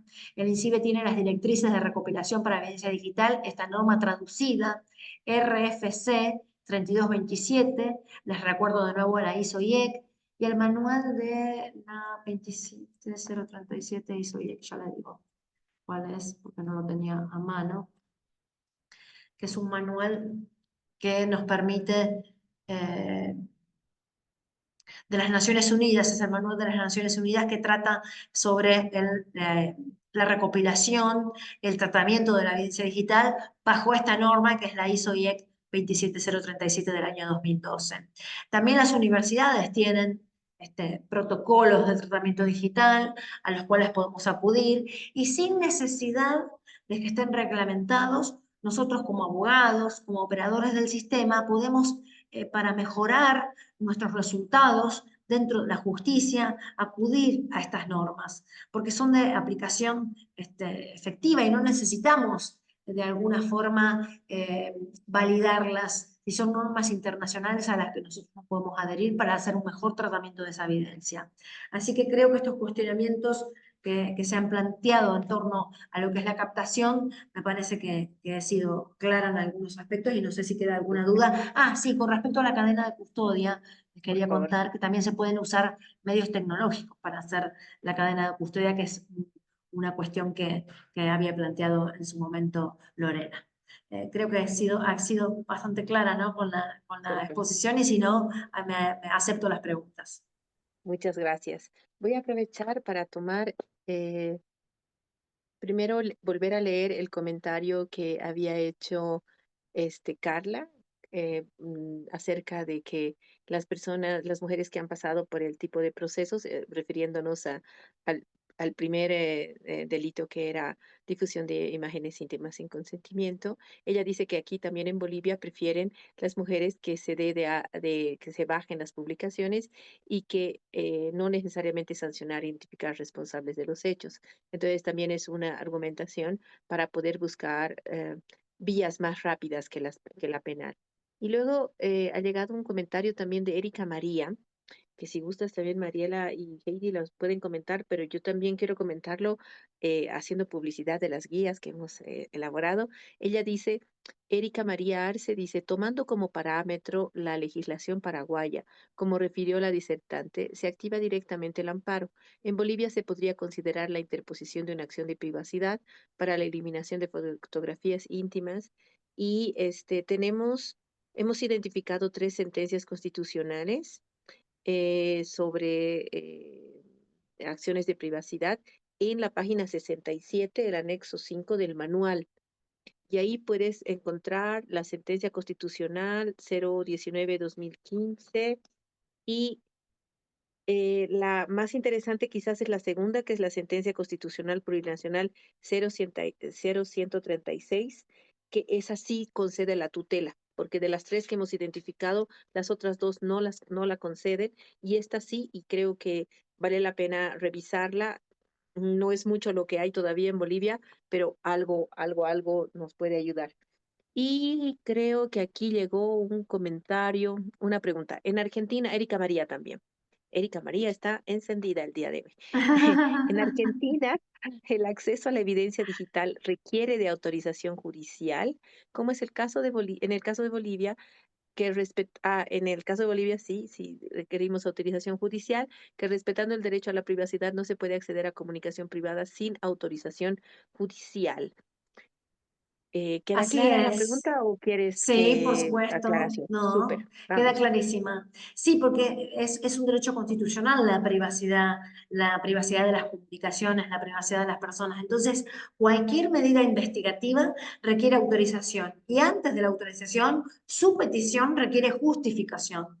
Entonces, no es que se puede allanar cualquier domicilio y secuestrar dispositivos electrónicos, que es la evidencia electrónica, y descargar la evidencia digital sin autorización. Cualquier medida investigativa, como es la recolección de evidencia, la extracción de evidencia, requiere autorización judicial. Muchas gracias. Les sigo animando a hacer comentarios y preguntas, por favor, para las expositoras, y vamos a intentar el análisis de un delito más. También quiero pedirles a los participantes si nos pueden acompañar unos 10 a 15 minutos más. Espero que sí. Si tienen mucha dificultad, por favor, pongan en el chat y pues cancelamos ahí la sesión, pero creo que podríamos darnos un poquito más. Y en realidad quiero sugerirles, habíamos elegido 8, no vamos a poder hacer las 8, pero me parece que la más diferente y la que tiene una dificultad en Bolivia es la suplantación y robo de identidad. ¿Y por qué? Porque precisamente no tenemos ley de protección de datos personales. Entonces, lo que nos han explicado precisamente las expertas bolivianas es que cuando se da un caso que se llamaría patrimonial, de afectación patrimonial, esto va a fiscales que no son fiscales especializados en violencia de género, sino en patrimonio, y ven algo totalmente diferente. El marco con el que juzgan esto es totalmente diferente. Entonces, nosotros estamos sugiriendo que dentro de las violencias de género facilitadas por la tecnología, y cuando digo nosotros es la Fundación Internet Bolivia, pero es también ONU Mujeres y es todo este proyecto que estamos impulsando, eh, que también entendamos que el abuso de datos personales es una acción de violencia contra mujeres. Entonces, por esa razón, quisiera sugerirles tanto a Heidi como a Mariel que podamos tomar el tema de suplantación y robo de identidad, que en realidad el abuso de datos personales hemos identificado 5 tipos, suplantación de robo de identidad, pero también obtención de información personal no consentida, publicación no autorizada de datos personales, que se llama doxing, fraude cibernético y craqueo. Pero en este caso vamos a mirar suplantación y robo de identidad. Te pido, Heidi, por favor, que nos comentes al respecto. Leo solamente la definición. el uso indebido de los datos personales de otra persona para hacerse pasar por ella, generalmente con la intención de defraudar o causar daño a su imagen personal. Los tipos penales que podrían utilizarse son el artículo 198, falsedad material, el 199, falsedad ideológica, y el 200, falsificación del documento privado. Y otras normas que pueden apoyar serían dentro de la Constitución Política del Estado, el artículo 21 y 131, que hacen referencia a intimidad y privacidad, y también a habeas data o a la acción de privacidad, el Código Civil, la Ley 1080 de Ciudadanía Digital, en los artículos 4 y 11 que mencionan temas de datos personales. Entonces, Heidi, por favor, ¿nos puedes comentar cuál es la situación en Bolivia, ya que además no tenemos ley de protección de datos personales? Sí, un vacío legal. No tenemos esa parte en nuestra normativa. La única forma en la que se describe este tipo penal es más un tema económico. Se suplanta datos para, en el tema de dineros, cuentas bancarias, pero no está tocando la normativa el tema de esta suplantación de identidad con intención de defraudar o dañar a la imagen. Si bien es cierto que nuestra ley 348, y esto también ya se ha discutido ampliamente, existen alrededor de 17 tipos de violencia y entre ellos es un tipo de violencia, eh, la difusión de la imagen, porque se debe estar protegida, pero a momento de presentar una denuncia, porque sí, aquí lastimosamente todo es a través vía denuncia, no como la experiencia de la panelista que se fue, que se puede ir a otra vía más fácil. Aquí todo es a través de la denuncia, la ley, el proceso, la investigación, la sanción y demás. ¿Qué nos dice nuestra ley 348? Que como un tipo de violencia también existe la imagen de la mujer como un bien jurídico protegido, ese tipo de delitos no está tipificado. Casi lo normal, lo común que se tipifica es violencia psicológica, violencia sexual, física, feminicida, económica, patrimonial, no el derecho a esta imagen. Ahora, los datos personales se podría adecuar a algún tipo penal como la falsedad material, falsedad ideológica, falsificación de documentos privados, pero más se va al tema económico. Falsedad material, valga decir que un documento esté fraguado, falsificado y se inicia un proceso. Que este documento más que todo está utilizado con fines económicos. Puede ser un documento, un contrato, un certificado de propiedad, qué sé yo, X. Pero no sé, hasta ahora yo no he visto procesos en los que se ha utilizado este tipo penal para preservar el derecho a la imagen y falsificando estos datos. Lo mismo falsedad ideológica, meter datos falsos dentro de un documento. No he visto, tal vez algunos otros abogados aquí en Bolivia, abogadas, tal vez han logrado presentar una denuncia y que sea admitida por este tema de la imagen personal. Pero aquí en Bolivia, cuando se trata de imagen y causar daño a la imagen personal, más que todo nos vamos a la vía privada, valga decir, al proceso penal privado, que es mucho más fácil, más sencillo. Se lo utiliza como difamación, calumnia, y ahí sí se puede introducir este derecho, que se calumnia, se difama, se daña la imagen de una persona. No interviene fiscalía, no interviene policía, la parte misma, y es una parte que sí, más que todo, más que meter a la cárcel, digamos, al agresor, al autor, esa reparación rápida. Valga decir que el juez en esa audiencia, en ese pequeño juicio, que es entre partes, puede otorgar una sanción que es la satisfacción pública, que más que todo es eso lo que se busca, lo que buscan las mujeres cuya imagen está siendo mal utilizada. Y que se quite, que se borren las imágenes de los medios en los cuales se ha difundido. Pero como ya lo dije antes, este tipo de delitos de los datos personales, más que todo en Bolivia, se legislan y se pueden sancionar cuando se trata de un tema económico, no de un tema de imagen personal. Tal vez alguna participante, alguien que está en el, en el curso pueda o tenga alguna experiencia al respecto. No sé si estaba prendida otro micrófono, tenga Sí, alguna sí. experiencia al respecto.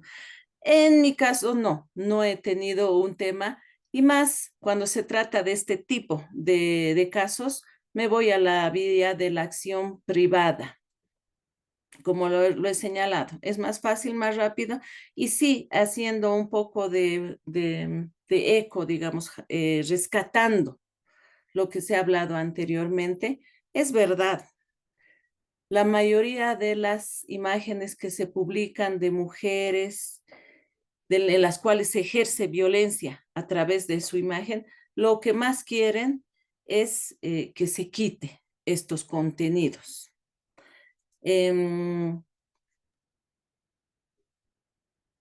Como lo he dicho desde hace un tiempo atrás, al comienzo, es muy difícil porque el autor, el agresor, la persona que utiliza la imagen, mal utiliza la imagen de una persona, de una mujer para ejercer violencia, casi nunca la publica desde su propia red.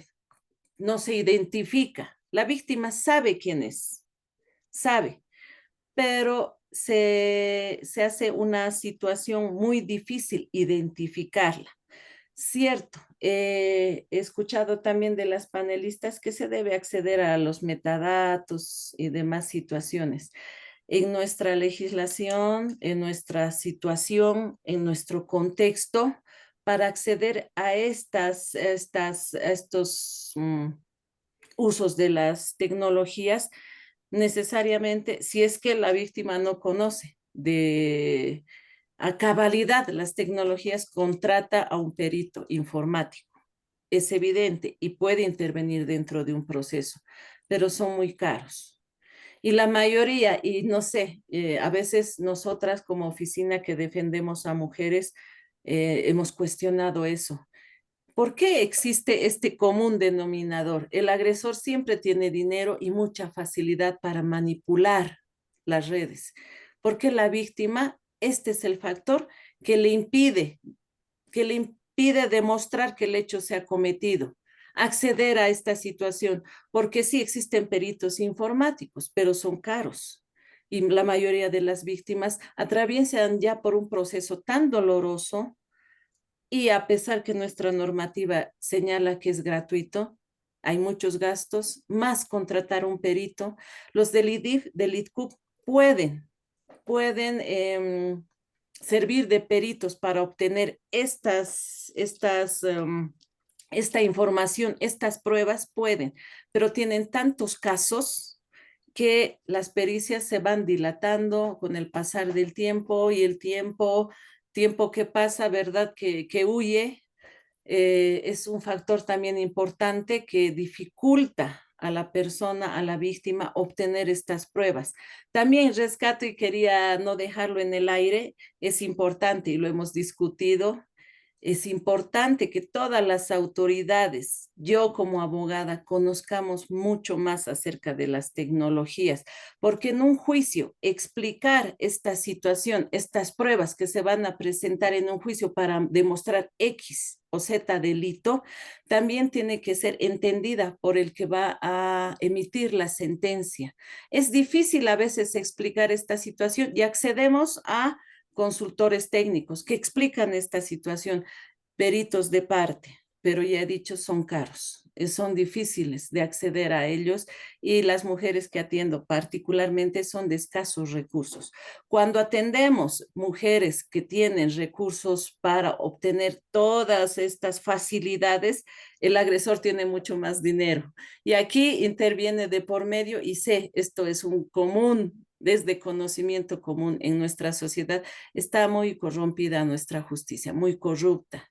Por lo que otro factor importante también es esto, por el que las víctimas hacen un esfuerzo sobrehumano y, ya lo hemos dicho, quieren ser protegidas por la normativa. Acudimos, el artículo 410 de la Constitución Política del Estado dice que la base para ejercer justicia, un proceso, la base en Bolivia son convenios y tratados internacionales. Accedemos y nombramos por sobre todo Belén do Pará, CEDAW, que nos ayudan mucho. Las sentencias de la CIDH nos ayudan muchísimo en situación de defensa de derechos de mujeres.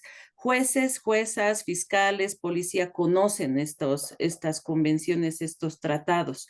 El problema aquí es más estructural, más interno, en el que estamos tropezando actualmente en nuestra justicia. Un poco o mucha corrupción y la situación económica que también atraviesan las víctimas en nuestro contexto social, es la que están logrando que a veces impunes queden algunos hechos delictivos que podrían demostrarse fácilmente, factor económico y la corrupción. Gracias.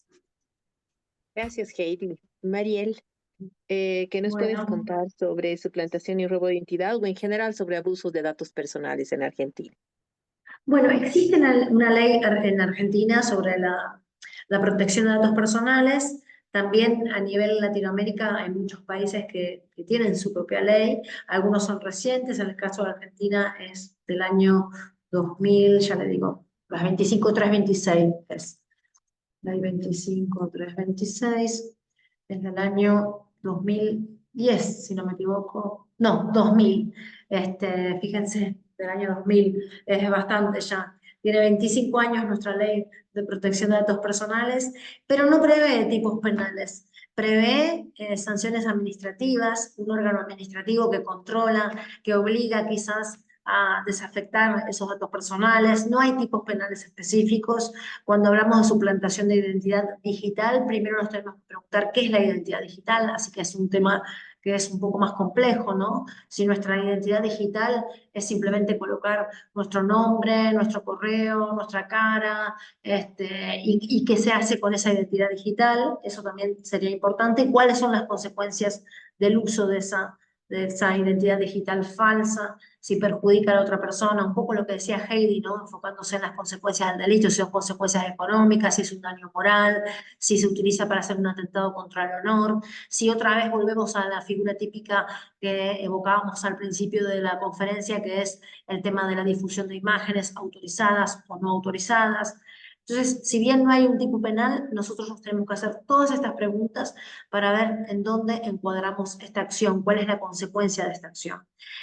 Solamente las leyes de protección de datos en general, incluso el reglamento europeo que tiene que ver con la protección de datos, prevén sanciones administrativas. Entonces no prevén tipos penales específicos. Tenemos que recurrir a estas circunstancias, ¿no? Muchas veces, a veces se usa esta suplantación de datos para realizar una estafa, para apoderarse de algunas cosas, muebles, o Sí, muebles o inmuebles es mucho más raro que sea en relación a ese delito, pero sí para obtener alguna ventaja patrimonial o económica, ¿no? O provocar quizás un daño moral y ahí entra en juego otros tipos penales. Pero básicamente tiene que ver con esto. Entonces, eh, también coincido en lo que decía Heidi en cuanto a que las víctimas buscan que este material se deje de difundir, que dejen de utilizar esa imagen, que dejen de suplantar esa identidad. Entonces tenemos que recurrir un poco más allá de la protección penal, que es lenta y es de última ratio, tenemos que recurrir a la protección que nos da las mismas plataformas o los buscadores donde se cuelga esa imagen. La protección administrativa que nos confieren las leyes de protección de datos y quizás también un poco algún tipo de acción que puede ser una vías data, eh, para cancelar ese dato, la circulación o la divulgación de ese dato, una acción civil de prevención de daños, que es un poco más expeditiva que una acción de daños común, eh, quizás un proceso penal con algún reclamo de acción civil, pero encuadrándonos en las consecuencias de este uso de la imagen, porque no existe en muchos países la regulación de lo que es la suplantación de identidad, así que tenemos que recurrir a estas figuras típicas penales ya legisladas y las consecuencias de ese mal uso de la imagen. Con respecto a la pericia, también coincido con lo que dice Heidi. Hoy en día un perito informático es necesario en un proceso penal o en un proceso civil. El tema es que, o en cualquier acción que utilicemos, incluso una acción administrativa, el tema es que es costoso, hay mucho en juego, podemos los abogados y los operadores capacitarnos para dar consejos a nuestros asistidos, a las personas por las cuales tenemos que velar por sus derechos, pero no podemos suplantar a un perito informático porque incluso hay normas ISO y EC que regulan lo que es la pericia informática, que es la devolución que hace el experto profesional, como en cualquier otra área, pero en este caso en el área informática, pero no lo podemos suplantar, así que a veces es necesario, se pueden crear registros de peritos informáticos, que hoy hay muchos en el mundo que dependen del Poder Judicial, porque es un experto más, como un perito contable, como un perito en otra área, como un ingeniero agrónomo que puede peritar en otra área. Entonces, o un perito accidentológico. Entonces, quizás enfocarnos en esto, en procurar que los gobiernos, que los estados adviertan estas necesidades y permitan y faciliten la inclusión de peritos informáticos que pueden tener alguna tecnicatura, alguna especialidad en esta área, también pueden ser abogados, ¿por qué no? Yo conozco un montón de peritos informáticos, yo soy miembro ad hoc de los peritos informáticos de Panamá y porque soy experta en cibercrimen y porque entiendo más de tecnología por ahí que cualquier otro profesional del derecho y me capacito y trato de vincular la tecnología con los tipos penales y sobre todo con este tema que siempre está detrás de las nuevas figuras penales o de la nueva forma de comisión de delitos en general, que es la recolección, el mantenimiento, el almacenamiento y el resguardo de lo que es la evidencia digital. Espero haber sido clara en este aspecto. Muchísimas gracias. Bueno, vamos a terminar con esto porque la verdad sí da para muchísimo más. Pero quiero recordarles primero que esta sesión está siendo grabada, así que van a poder acceder a la sesión nuevamente para poder revisarla. Y lo segundo es que pues les animo a leer el cuadro y a leer los materiales, los manuales y las guías que hemos preparado para ustedes, que tampoco son definitivos, o sea, son propuestas y son algunas guías que pueden ayudar en el trabajo que tienen cotidianamente todos ustedes y todas ustedes. Quiero tomar simplemente un tiempito para un resumen y después les voy a dar a 1 minuto a cada experta para tener una idea última, pero así va a ser 1 minuto para concluir. Pero antes quiero mencionar algunos temas que me han parecido muy importantes. En primer lugar, de Mariel, me parece que el tema de que en un tipo penal que se realice por vía digital pueda ser un agravante, me parece muy interesante, una idea para explorar también en Bolivia. Em, por otro lado, Heidi nos menciona una justificación para desarrollar nuevos tipos penales, que es que no podemos esperar a que se materialice lo que está ya sucediendo y lo que está ya siendo un delito en espacios digitales. Es decir, que esa también es una argumentación a favor de desarrollar algunos tipos penales específicos. Por otro lado, también es interesante saber que no todo se resuelve en vía penal y que muchas veces las víctimas lo que necesitan no es ir comenzar una causa penal, sino realmente ir a procesos más abreviados, como nos había contado Lorena en el caso de Paraguay. Entonces, creo que ahí hay algunos temas muy interesantes para explorar. Otro tema que trata de personas, cooperación internacional es muy importante y creo que me atrevería a decir que en la mayor parte de los delitos digitales, porque los delitos digitales tienden a ser internacionales, es decir, hay, por la facilidad de Internet, también pueden ser operados por mafias internacionales. Entonces, creo que es interesante tener el tema de este interjurisdiccional siempre en mente. Por otro lado, me quedo con el tema de regular la prueba digital. Creo que es importante, creo que es uno de los temas más importantes. Nos dicen también las personas con las que hemos estado trabajando de la Fiscalía, del Consejo de la Magistratura, de la Policía y de los mismos SLIMs y DNAs, nos han mencionado mucho esto. Hemos hecho un documento de prueba digital que vamos a compartirles la siguiente semana para Bolivia como un borrador también.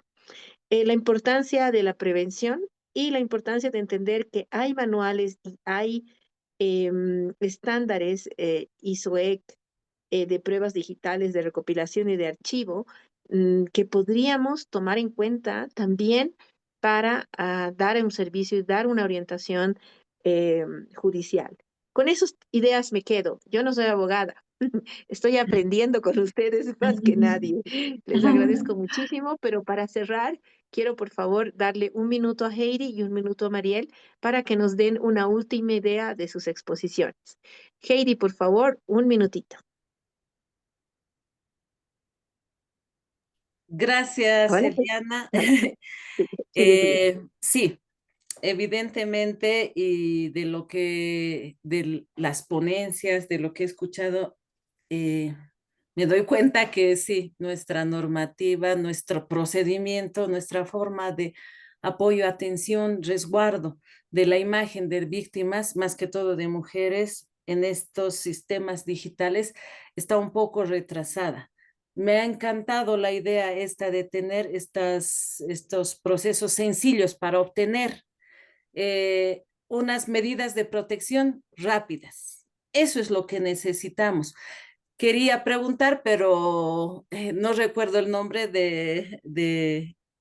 no sé, Lorena, de Lorena. de la Quería paraguaya, sí. preguntarle si en esta normativa, en esta forma de obtención de estas medidas, es necesario conocer la identidad del autor. Si es necesaria la identidad, tropezamos casi con lo mismo que aquí en Bolivia. Si no conocemos esta autoría, es difícil obtener estas medidas. ¿Por qué? Porque el agresor, esa es su forma de ejercer violencia, el anonimato y exponer públicamente a la víctima. Y esta es la forma de ejercer violencia que ahora se está haciendo mucho más común con el mal uso de las tecnologías. Finalizo. Sí, es un trabajo y una responsabilidad mía tener más acceso y estudiar más acerca de las tecnologías. Me falta mucho y sí, sería ideal hacer manuales fáciles, sencillos, dirigidos a toda la población para que conozcan esta protección de pruebas, recolección de pruebas. Cuando son víctimas, es necesario que ellas y los abogados, las abogadas, sepamos cómo obtener y preservar estas pruebas y cómo presentarlas ante un juez para que un juicio, un hecho, llegue a un final, una conclusión satisfactoria. Quisiera, Eliana, que sí sea más público esta forma, estos manuales, más tecnología al alcance de la información del público en general. Gracias. Pues ahí nos dejas una tarea, me parece muy bien. Así como yo estoy aprendiendo derecho, vamos a animar a los abogados a que aprendan algo de temas digitales. Ahora pasamos a Mariel. Por favor, Mariel, tómate un minuto para contarnos una última idea para redondear las experiencias que nos has estado compartiendo. Tomo el guante que me deja Heidi y digo, más tecnología en el derecho, sí, por supuesto, más tecnología en el derecho, porque justamente hoy los conceptos se amplían, no cambian, se amplían. ¿En qué sentido? Hoy autor no es el autor físico, hoy autor puede ser un autor digital. ¿Y cómo nos enfocamos en un autor digital? Por la IP, sí necesariamente para imponer medidas cautelares, medidas de protección de personas, dentro de un proceso penal, dentro de un proceso civil, necesitamos conocer al autor. Y a veces el autor es el titular de una IP, el titular de un servicio público que tiene internet, que nos da conexión, el titular de la IP que identifica nuestro dispositivo. Entonces, hoy quizás tengamos que ampliar ese concepto de autor. Al menos, no como autor de un delito, sino de autor de esa afección, de eso que causa un mal a esa persona, que la manipula, que la intimida, que la expone, que la difama, y de alguna manera poder aplicarle esas medidas de protección, porque no estamos hablando solamente de punir esa conducta, sino de proteger a la víctima. Creo que hay una necesidad de cambiar la visión, no todo es punible, no todo lo soluciona el Código Penal, a veces ampliar esa visión y pensar en cuáles son las necesidades de las víctimas que los operadores de la justicia, así sean civiles o penales, a veces no las alcanzamos a entender y ni siquiera a satisfacer. Y yo lo he visto en carne propia, porque he visto cómo los operadores de la justicia no pueden hacer nada, condenan a la persona, la condenan y las imágenes siguen siendo difundidas. Entonces, me parece que el enfoque pasa por facilitar canales de denuncias, no revictimizar a las mujeres víctimas, a las niñas víctimas, adoptar medidas cautelares y de protección eficaces vinculadas con la tecnología, no la prohibición de contacto y acercamiento a 200 metros como se utiliza, o 300 metros o 150 metros, sino la prohibición de contacto por cualquier medio tecnológico, la suplantación de identidad para contactarse con esa persona a través de otros dispositivos, de otras IPs. Entonces hay que ampliar nuestra cabeza y pensar también en pensar también, ¿sabes en qué? ¿Saben en qué? En cuál es el bien jurídico que estamos intentando proteger cuando estamos buscando ese culpable, ese responsable. ¿Queremos proteger un bien jurídico? ¿Queremos proteger a la víctima?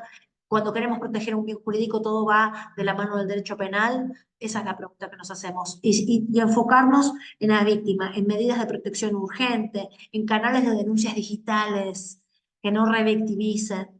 Por ejemplo, acceder al Ministerio Público a través de medios digitales, eso sería importante, a la justicia a través de medios digitales. Y cuando una persona está siendo sometida a la justicia, es víctima, que no le exhiban ese video, que lo vean en privado, que no la revictimicen en público.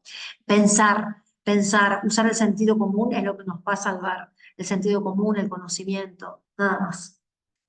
Muchísimas gracias. Preciosas palabras. Te devuelvo la palabra ahora a Juan Luis. Hemos terminado con la sesión con las expertas.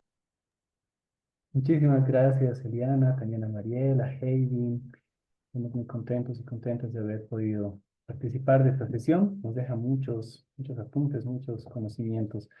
Solamente para terminar, invito a todos los participantes a revisar una vez más nuestros materiales. Eh, Mañana empezamos a recibir nuestra tarea 3. Ya nos queda una semanita más para terminar nuestro curso. Y estamos aquí a disposición junto a las tutoras de cualquier duda o consulta que tengan a través de los grupos. Muchísimas gracias nuevamente a nuestras expositoras. Ha sido un gusto escucharlas. Gracias a ustedes, gracias por la invitación y espero haber estado a la altura de mis compañeras, de mis panelistas. Gracias también y lo mismo, espero que nuestras experiencias sean tomadas. Yo voy a rescatar mucho de las experiencias de ustedes, muy enriquecedoras. Gracias por todo. Gracias a todas y todos. Hasta pronto. Chao, gracias.